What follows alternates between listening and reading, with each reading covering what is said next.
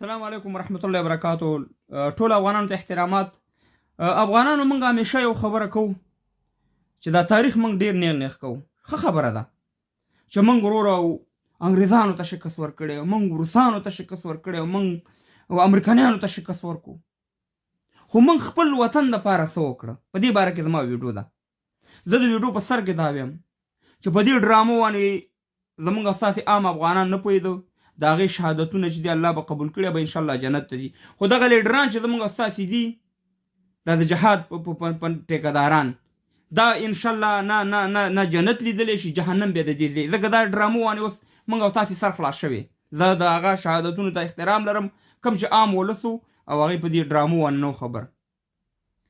زه دا ویم چې موږ ویو چې موږ د دریو ملکونو ته سترو قدرتونو ته شکست ورکړی. د افغانستان لپاره موږ څه کړي؟ زه تاسو ته یو مثال درکوم.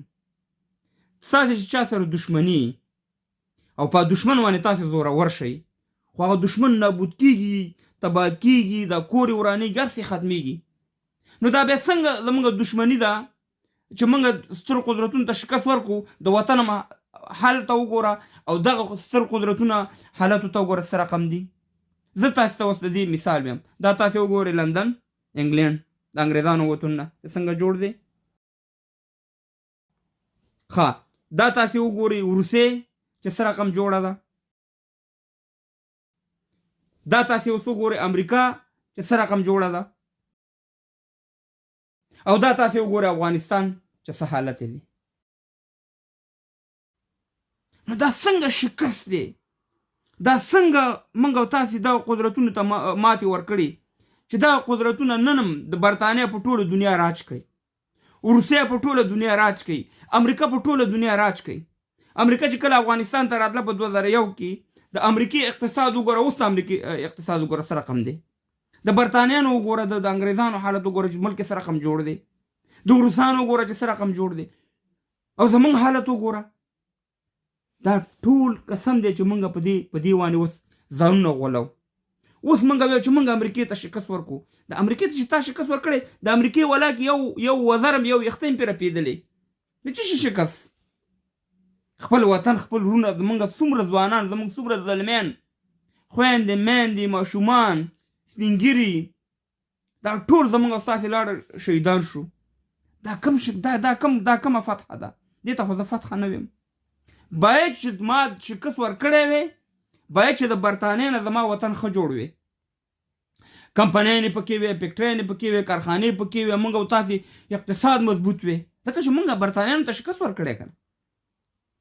که روسانو ته هم ورکړی، باید چې زموږ او ستاسې د روسانو نه ملک ښایسته جوړ شوی وي. نو بیا څنګه شکست دی چې شکست هم هغه وخوړه او زما ملک هم ورانېږي؟ بیا که موږ امریکایانو ته شکست ورکړو، د امریکایانو نه باید چې زموږ دا وطن خو اوس ښه جوړ وی که نه. دا ټولې لوبې ټوکې د افغانانو، دا موږ او تاسې استعمالوي په دغه نوم باندې. دا یو پروژه ده. برطانیه نن هم په دنیا باندې راج کوي. دغه 52 ملکونو باندې چې کوم بچي و د برطانیې، اوس هم تاسې وګورئ پاکستان ته وګورئ، د پاکستان باندې مکمله قبضه ده. نو خبره دا د افغانانو چې موږ دا تاریخ ډېر نیغ کوو. تاریخ به علم زه منم چې ښه تاریخ لرو موږ، خو ما به اله د دې دغه کړی وی چې زما وطن جوړ وي، زما وطن د برطانیې نه ښه جوړ وي، زما وطن د امریکې نه ښه جوړ وي، زما وطن د روسانو نه ښه جوړ وي. هسې لوبې ټوکې شروع کړي هم دې ته خوشحاله چې بس موږ به شکست ورکوو. نه وطن جوړول شته، نه اقتصاد جوړول شته، نه کوم داسې تعمیري کار شته. د ورانۍ سوچ دی، د ورانۍ سوچ دا دی. او تر څو پورې چې موږ د دې سوچ نه ووتي، د دې سوچ فکر نه، تاسې وګورئ والله کې ته په افغانستان کې حکومت وکړي. دا نن زه طالب ته یم، که تا زما نه حکومت وکړو د امریکې نه د اډر نه بغیر، زه او د خدای راستي دی. دی نشي کولی د امریکې دغه ټوله دنیا باندې د هغې قبضه ده. هسې خلکو ته اشغال دی او دا دی او هغه دی او پلانې دی پستانې دی. نو افغانانو څنګه چې ستاسې مخکې دا حالت و، د هغې نه حالت زموږ بدتر طرف ته روان دی.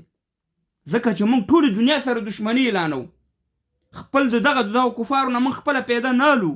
صرف به ټوپک دی چې موږ به ټوپک رالو او دا خلک به وژنو او دا به تباه کوو. د کفارو ولاکې یو وختین در باندې ولاکې خبرې، موږ تباه او برباد یو.